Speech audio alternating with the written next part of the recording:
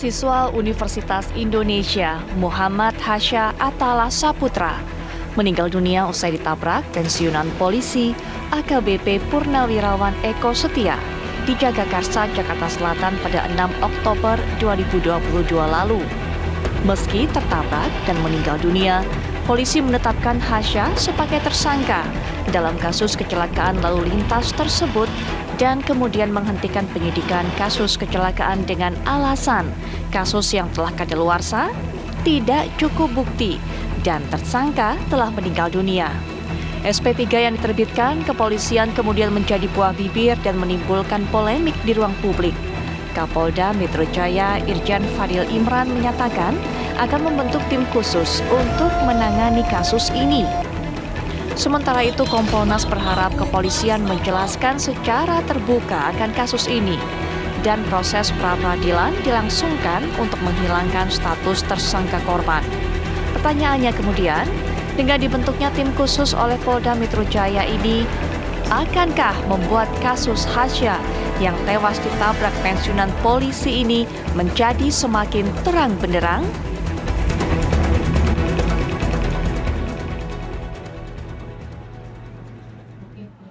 Kasus ini memang menuai perhatian masyarakat. Salah satu yang dikatakan komentar dari masyarakat adalah jangan-jangan ini bisa menjadi kasus Sambo kedua karena ada yang ditutupi, tidak dibuka, terutama kepada keluarga almarhum, keluarga korban, kemudian juga tidak ada transparan informasi. Mengenai transparansi informasi ini juga dikeluhkan oleh kuasa hukum dari keluarga korban.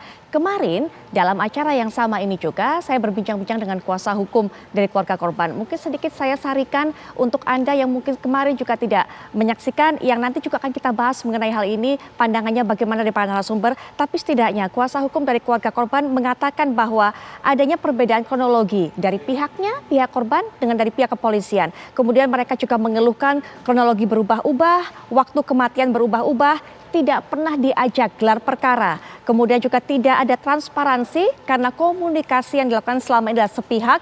Kemudian juga penyidikan yang dilakukan tidak berjenjang, dilakukan secara paralel dan juga merasakan tekanan dari pihak kepolisian. Nah, kemudian saat ini pihak kepolisian mengatakan akan membentuk tim pencari fakta. Apakah kemudian tim ini bisa dipercaya untuk bisa mengungkap kebenaran dari kasus ini? Dan juga bagaimana keinginan keluarga agar nama baik dari putra mereka atau almarhum putra mereka bisa dipulihkan. Adakah kemungkinan mengenai hal itu? Kita akan bahas bersama dengan para narasumber yang nanti juga akan mengamati bagaimana kinerja dari kepolisian. Sudah hadir di samping saya Mas Bambang Rukminto. Assalamualaikum warahmatullahi wabarakatuh. Selamat malam Mas Bambang. Mbak Putri. Baik, dan juga nanti akan melihat dari sudut pandang pidana Mas Heri Firmansyah selaku ahli hukum pidana. Assalamualaikum warahmatullahi wabarakatuh. Selamat malam Mas Heri. Selamat malam, baik, Mbak Putri. Dan juga kita nanti akan mendengarkan bagaimana pandangan dari mantan Kabar Reskrim, dan beliau juga punya jam terbang yang cukup panjang. Dalam jabatannya pernah menjadi Kasat Lantas Jakarta Pusat, Dirlantas Polda Aceh, Dirlantas Polda Jawa Tengah, artinya juga sangat paham mengenai masalah kecelakaan lalu lintas ini. Beliau adalah Komjen Pol Purnawirawan Ito Sumardi. Assalamualaikum warahmatullahi wabarakatuh. Selamat malam Pak Ito. Waalaikumsalam, selamat malam Mbak Putri. Selamat malam untuk yang lainnya. Ya, nah kami akan langsung saja sebagai awalan sebelum kita mendengarkan pendapat para narasumber, kita akan lihat bagaimana pernyataan dari Kapolda Metro Jaya mengenai upaya untuk membentuk tim pencari fakta ini. Ini dia. Sebagai Kapolda, saya akan mengambil langkah. Yang pertama, akan membentuk tim untuk melakukan langkah-langkah pencarian fakta. Tim ini terdiri dari tim eksternal dan tim internal. Tim eksternal kami akan mengundang dari pengawas eksternal, pakar keselamatan transportasi, pakar hukum, ahli otomotif terkait dengan produk ATPM, kemudian teman-teman wartawan juga supaya bisa ikut di dalamnya, melihat seperti apa fakta sebenarnya, dan lain-lain yang dianggap perlu untuk memperkaya fakta yang akan kita temukan nantinya.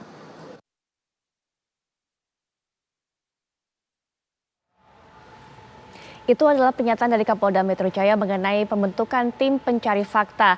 Melibatkan berbagai unsur, bukan hanya unsur kepolisian saja, tapi ada tadi pengamat otomotif dan sebagainya. Anda sudah mendengar sendiri siapa saja orang-orang atau sosok-sosok nanti akan mewakili unsur apa saja dalam tim pencari fakta tersebut.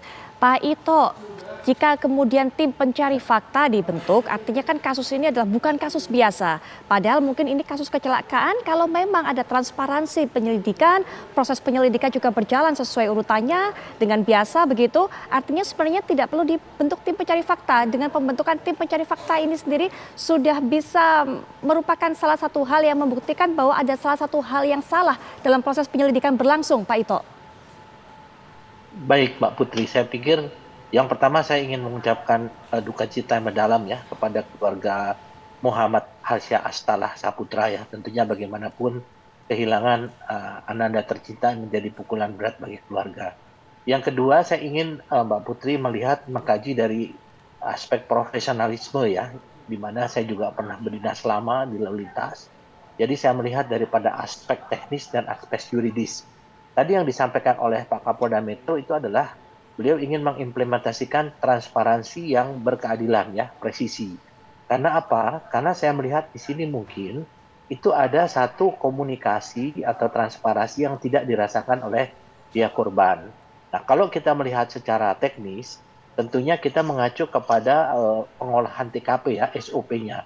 Di TKP lantas, kemudian barang bukti yang ditemukan atau pemeriksaan, kemudian juga keterangan saksi, sket gambar, dan juga keterangan daripada ahli-ahli ya, mau baik apakah itu kedokteran, visu, maupun ahli dari kendaraan, maupun ahli pidana. Nah ini kan sudah dilakukan selama ini oleh Polda Metro Jaya. Kemudian kalau kita melihat di sini Mbak Putri ya, karena saya juga kebetulan mantan Kabareskrim, saya 2 kali jadi Dirlantas ya, kasus kecelakaan lalu lintas ini kan menjadi perkara yang harus diteruskan di pengadilan. Biasanya kalau pelakunya itu misalnya adalah ditemukan masih hidup, tentu ini akan menjadi satu perkara lalu lintas yang harus berproses di pengadilan. Nah, kalau misalnya kebetulan pelakunya ya, pelaku ini termasuk tersangka, itu meninggal, kita kan ada pasal 77 ya. KUHP mengatakan bahwa tuntutan itu akan gugur apabila tersangka itu meninggal dunia. Kemudian juga ada juga misalnya dikatakan bahwa mengapa harus ada tersangka? Karena tentunya ini penyidik tidak sembarangan menetapkan tersangka. Harus berdasarkan kepada saksi. Tadi misalnya saya katakan bahwa kalau misalnya yang menabrak saudara ES ya, ES ini menabrak itu dia bisa dibuktikan di TKP jaraknya itu masih memungkinkan untuk menghindar, maka dia bisa masuk ke dalam kelalaian. Tapi kan kalau yang saya dengar bahwa dari penyidik, jaraknya itu sekitar 5 meter, jadi seketika itu terjadi kecelakaan itu. Kita harus melihat dulu bahwa definisi kecelakaan lalu lintas, Mbak Putri ya, bahwa satu kejadian yang tidak diduga ya dan tidak diharapkan terjadi di jalan raya yang melibatkan kendaraan bermotor atau penggunaan jalan lain yang menimbulkan kerusakan material maupun menimbulkan korban, luka ataupun meninggal dunia. Nah, tersangka ini bisa juga korban, bisa juga misalnya si pelaku ya, mungkin atau ada orang yang masih belum menjadi korban, itu bisa saja menjadi tersangka. Tergantung daripada hasil pengolahan TKP. Jadi kalau lihat daripada aspek profesionalisme, saya melihat ini sudah sesuai dengan ketentuan ya yang mungkin saya pelajari. Hanya mungkin karena mungkin komunikasi ya, transparansi yang dirasakan pihak korban ini kurang bisa dirasakan, bisa memberikan pemahaman kepada korban, maka mereka tentunya mengajukan keberatan ya. Dan masih ada tadi saya dengar juga dari kawan saya dari Kompolnas mengatakan ada pasal 77 sampai 83 ya.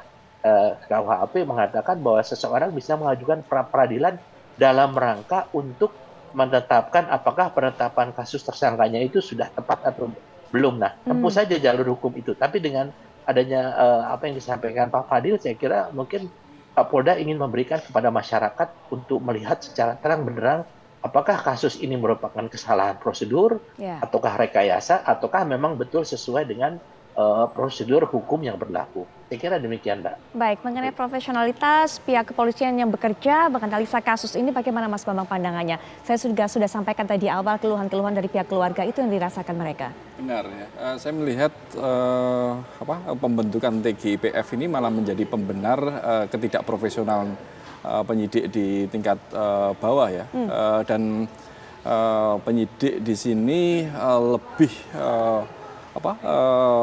terlihat malah lebih berpihak pada terduga penabrak seperti itu. Dari mana dasarnya kemudian melihat hal seperti itu? Ya, dari upaya-upaya yang dilakukan, yang dikeluhkan dari keluarga korban tadi, misalnya ada rekonstruksi tidak terbuka, kemudian pendekatan-pendekatan. Sebuah insiden tentunya adalah sebuah kejadian yang tidak diinginkan oleh semua pihak. Ya. Tetapi dalam konteks ini penegakan hukum tentunya kepolisian itu juga harus memiliki empati kepada keluarga korban, bahwa hak-hak dari terduga ini juga harus diperhatikan. Itu kita setuju semua. Tetapi seharusnya kepolisian sebagai pelindung, pengayom dan pelayan masyarakat ini juga harus berpihak pada korban. Ya, kalau kepolisian menyatakan korban ini menjadi tersangka, saya melihat ini empatinya di mana seperti itu kan menyedihkan sekali. Artinya moralitas kawan-kawan di kepolisian ini ya layak dipertanyakan oleh publik gitu. Dan pola-pola seperti ini kan sering kali terjadi dalam kasus-kasus kecelakaan. Upaya untuk merubah korban menjadi salah itu sering kali terjadi, dan ini harus dijadikan momentum juga untuk mereformasi unit laka lantas ya terkait dengan pengawasannya. Kalau tidak ini masih terkait dengan jajaran purnawirawan kepolisian. Bagaimana dengan masyarakat sipil? Modus-modus merubah pasal itu ujung-ujungnya nanti juga terkait dengan pungutan-pungutan gitu loh, kepada terduga pelanggar, dan kemudian ketika polisi ini berpihak pada terduga pelanggar dengan motif materi tadi, mereka menekan pada keluarga korban. Dan ketika korban ini ditersangkakan, artinya korban menjadi dua kali menjadi korban, satu sudah meninggal, satu menjadi tersangka, double victim. Dan resikonya ketika dia menjadi tersangka, hak-hak dia sebagai untuk mendapatkan asuransi, santunan asuransi hilang seperti itu. Ini kan kasihan juga keluarga seperti itu. Baik, Mas Donald sudah mengatakan empatinya di mana, kepekaannya di mana, itu juga menjadi pertanyaan besar dari kalangan masyarakat. Nanti mungkin Pak Ito monggo tuh bisa diberikan tanggapan mengenai hal ini. Mas Heri juga nanti setelah jeda mungkin bisa diberikan tanggapan apakah sebenarnya urgensinya menetapkan korban ini sebagai tersangka. Nanti setelah jeda kita akan lanjutkan kembali sesaat lagi.